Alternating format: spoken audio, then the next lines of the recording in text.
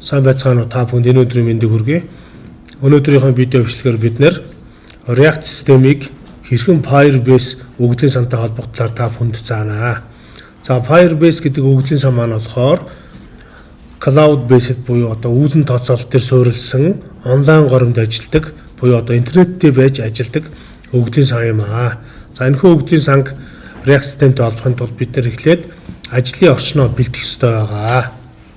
За ажлын орчноо бид нэр бэлтгэхийн тулд terminal хэсэг дээрээс Visual Studio Code-ийн terminal хэсэг дараах кодуудыг бичнэ. npx grid React app. За app гэд нэр өгөөд React app-аа үүсгье. За энэ маань болохоор онлайнаас татаж авч сууж байгаа учраас тодорхой хэмжээний хугацаа зарцуулна.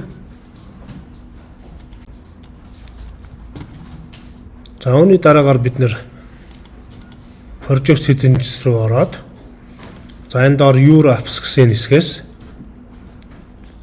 энэ төвшрүүдэд дарна web гэсэн. За web руу дараа оронгууд бид нэр my web хэсэг дээр үүсгэх одоо аппликейшныхаа нэрийг бичиж өгнө гэсэн үг. За энэ хэсэг маань болохоор add Firebase to your web app буюу одоо өөрийнхөө үүсгэх web app-ийн өгөгдлийн сангийн нэрийг өгье. За одоо энэ дээр юу гэдгийг тест гэж нэр өгөөд register app гэд бичээд төвшрүүрөө дарна. За энэ дээр энэ таны нэг өсөндөөс React-тай холбох тухайн тэр код хэсэг гараад ирнэ. За энэ код хэсгийг бол бид нэр хөлбөрлж аваад React-н дээрээ холбож бичнэ. За add Firebase to your web app хэсэг дээр одоо бидний энэ use npm гэсэн хэсэг дээр юу харагдах юм бэ гэхээр бид нэр одоо энэ Firebase гэсэн өгөгдлийн санг суулгахын тулд npm install Firebase гэсэн командыг бичиж өгнө. За энийгээ хөлбөрлөөд авчна. За тэгээд дахиад терминал шинээр үүсгээд тэн дээр саяны команда бичээд өгнө. За тэгээд энэ төр дарангууд интернетийн хурдаар таны энэ Firebase гэсэн өгөгдлийн сангийн өгөгдлүүдийг өөрөө татаж аваад энэ дээрээ суунаа. За ингээд суугаад дуусчлаа. За суугаад дууссаны дараа яах вэ гэхээр дараах үйлдэл нь энэ source хэсэг дээр бид нэр шинээр файл үүсгэнэ. За тэр файлын нэрийг Firebase.js гэж нэрлэнэ. За энэ дотроо түрүүний энэ доор байгаа энэ кодыг хууч тавина. Хууч тавиад тавьсны дараагаар нэг зүйлийг анхаарна. 3 дугаар мөрийг устгана. За 21 дугаар мөрийг устгана. За тэгээд дээрэс нь юу бичих юм бэ гэхээр 16 дугаар мөрийн арнаас дасал аваад database URL гэсэн одоо тухайн хувьсгчийг бичээд тодорхойлол хэсгээ тавиад давхар ажилтны дотор одоо энэ өгөгдлийн сангийнхаа веб хаягийг бичиж өгөх юм байна. За веб хаяг нь хаана байгаа юм бэ гэхээр real time database руу оронгууд энэ дээр байна. Одоо энэ хаягаа хуулаад авчна. Энэ бол таны онлайн Firebase-ийн өгөгдлийн сангийн хаяг гэсэн үг. За энийг энэ хэсэг дээр пэйстлж тавиад давхар ажилтны ард таслалаа тавиад за энэ доор байгаа 21 дугаар мөрөн дээр export гэд бичээд зааваад тэгээд хадгалчихнаа файлаа. За үүний дараагаар бид нэр одоо үндсэн AppJS дээр энэхүү өгөгдлийн сан руу илгээх кодын хэсгээ бичнэ. За одоо бид нар кодын хэсгээд дараах байдлаар бичиж өгнө. За нэгдүгээр мөрнөө өмнө дараах кодыг бичих ёстой байгаа. За үүнд болохоор import гэж бичээд гоё хаалтаа нээж хагаад одоо гоё хаалт буюу угалзан хаалтаа нээж хагаад get database таслал rep set гэж бичнэ. За үүний дараагаар from давхар ажилтан дотор Firebase дашуу зураас database гэж бичээд за эцэг таслаа авчирнэ. За үүний дараагаар import гэж бичээд гоё алтан дотроо app гэж бичингүүтээ from давхар ажилтан дотор цэг дашуу зураас Firebase гэж бичиж өгнө. За энэ дээр Firebase цэг JS гэж заагаад өгсөн ч болно гэсэн үг. За үүнийхэн дараагаар болохоор энэ үндсэн функц хэсэг дээр бид нэр дараа кодчлоо бичих хэрэгтэй байгаа. За үндсэн функцийн хэсэг дээр 6 дугаар мөрөн дээр мөр унгаад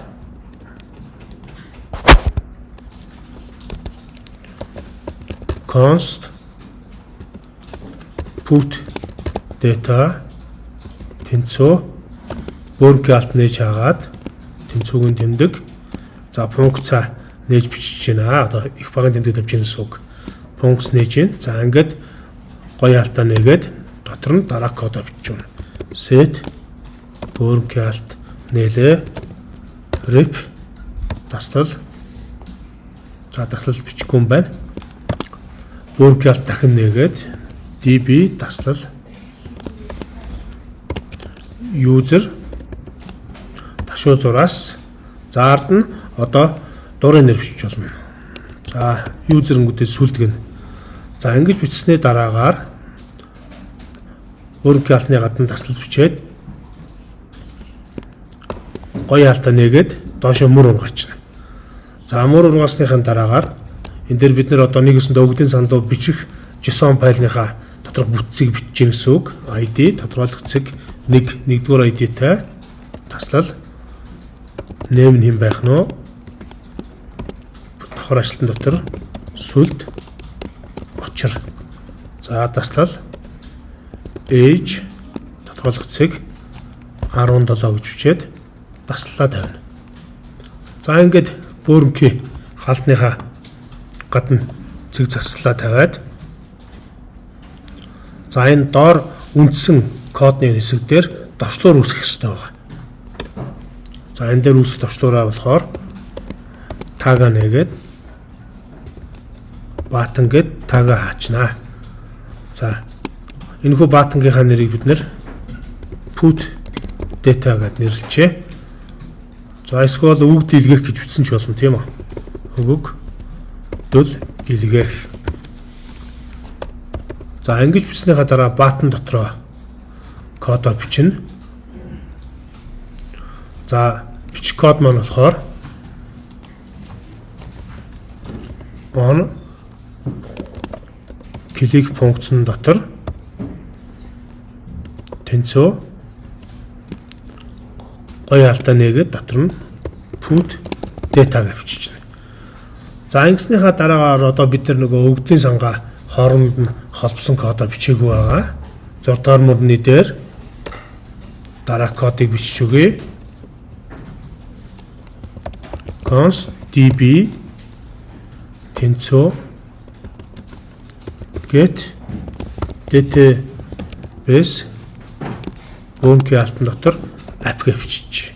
За тэгээд цэг таслаа бичээд өгнө. За энэ код одоо бид нэр бичсэн бол одоо хадгалах ёстой. Файлзнасаа save-ийг хадгалъя. За энэ дээр нэг алдааны мэдээлэл гарсан байна. За энэ db гэдэг дээр энэ дээр алдаа гарсан байна. Энэ бол яг нь түр автоматар нөгөө бид нар туслах зорилгоор кодны хэсэг маань шууд дабл клик ойлгосон байна. db гэсэн үг байгаа. За тэрийг ойлгож бичээд файлзнасаа save-д орноо. За үүнийхэн дараагаар save-д орсны дараагаар бид нэр веб руу очиод өгд дэлгэх төвчлөрөө дарна. Өгд дэлгэх төвчлөрийг дарснаар таны онлайн одоо нэг өгдийн сан болох Firebase-ийн энэ туршилт гэсэн өгөгдлийн сан дээр сүлд гэдэг мэдээлэл бичигдсэн байна. За энэ сүлд гэдэг мэдээлэл маань user буюу одоо хэрэглэгч гэсэн дэд хэсгийн дотор байгаа. За энэ дотор сүлд гэсэн хэсэг хэрэглэгчийн мэдээлэл орж ирсэн. 17 настай ID 1 нэр нь сүлд очор гэж орж ирсэн. За энийг устгаад дахиад бичлэлт хийгээд үзье. За ингээд энэ дээр устдсан бүтэн байхгүй гэсэн үг байгаа. Одоо React руугаа буцаж ороод өгөгдөл илгээгчд ороод аръя. Дарснаар онлайн өгөгдлийн сангийн одоо Firebase-ийн өгөгдлийн сангийн дуршилт гэсэн өгөгдлийн сан дээр таны өгөгдлийг JSON хэлбэрээр бичсэн байна. За одоо бичсэн кодод авчаар танилцуулъя. За энэ доор нэг алдаа гараад байна. Энэ алдаа ямар учиртай алдаа болохыг хэдүүлээ харъя. За ямар кодон дээр байна гэхээр нөгөө Firebase гэсэн JS файлн дээр алдаа заасан байна. 17-ны 3 дээр 17-гийн 3 дугаар мөрөн дээр duplicate key буюу одоо database URL нь 2 удаа бичигдсэн байна гэсэн үг ээ. За тийм байна. 11 болон 17 дугаар мөрөндөө давхар бичигдсэн байна. За миний бий болохоор энэхүү та бүхэндээ тайлбарлах үүднээс энэхүү 17 дугаар мөрөөгөө давхар бичсэн. Одоо 17 дугаар мөрөө устгачаад файлснээ save-д арчих юм бол энэхүү алдаа арилнаа. За ингээд compiled successfully гэдэг гараад ирлээ. За одоо тэгэхээр кодон дээрээс тайлбарлахын тулд бид нар юу тайлбарлах вэ гэхээр энэ хэсэг маань Firebase JS маань болохоор таны Firebase өгөгдлийн сантай холбосон JavaScript-ийн код хэсэг байгаа. Энэ код хэсгийг болохоор бид нэр энэ project overview хэсгээс project settings хэсгээс энэ кодыг бол хуулж тавьсан байгаа. Энэ дээр таны мэдээлэлүүд бүгд байгаа. За энэ хүү мэдээллийг копилоод энэ дээр хуулж тавьсан гэсэн үг. За тэгвэл AppJS дээр түрүүний бидний бичсэн Firebase-ийн өгөгдлийн сантай холбогдсон хэсгийг бол Firebase JS гэсэн файлаа импортлж оруулж ирээд 2 дугаар мөрөн дээр импортлж оруулж ирээд app гэсэн хувьсгчд оноож өгсөн. За Firebase-ийн өгөгдлийн сангийн хэсгийг импортлж оруулж ирснийхаа дараагаар get database rep set гэсэн 3 хувьсгчийг оноож өгсөн. За энэ 3 хувьсгч нь энэ доор болохоор өгөгдлүүдтэй харьцаж байгаа. За бид нар өгөгдлийн сангийнхаа 5 дугаар мөрөндөө зарлж өгсөн const db гэдэг. За энэ мөрөн дээр энэ өгөгдлийн сандаа болохоор get database гэсэн дотроо энэ API-га оруулж өгсөн байна. За ингэснээр бол нөгөө Firebase-ийн туршилт өгөгдлийн санг өөр дөрөө db маань татаад авсан байна гэсэн үг.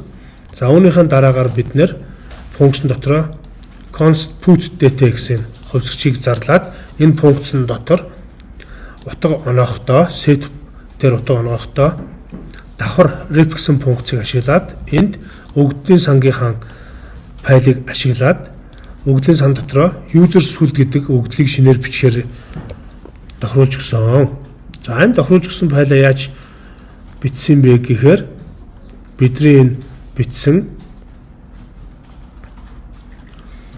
за файлаа задлаад харъя.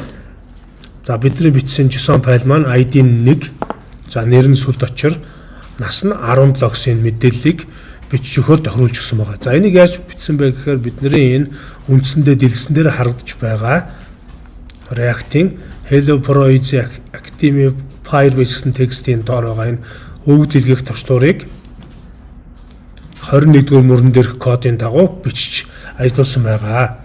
За энэ хөө товчлуурыг бичснээр дотор тагн дотор on click гэдэг нэг дарах юм бол put data гэсэн функц ажиллана. Энэ функцэн дотор дараах өгөгдлийг илгээнэ гэсэн байна. За ингэж бол бид нэр одоо Firebase гэсэн онлайн өгөгдлийн сан руу React-ийн системээс өгөгдөл илгээж бичих боломжтой гэсэн үг. За ингээ өнөөдрийн бичлэгт анхаарлаа хандуулсан та бүхэнд баярлалаа. Манай Pro Easy Active-с үг тань таалагдсан бол манай бичлэгийг лайк дараарай, бичлэгийг маань дэмжиж бусдад шеэр хийгээрэй, мөн комент бич сэтгэлдээ үлдээгээрэй. Баяртай.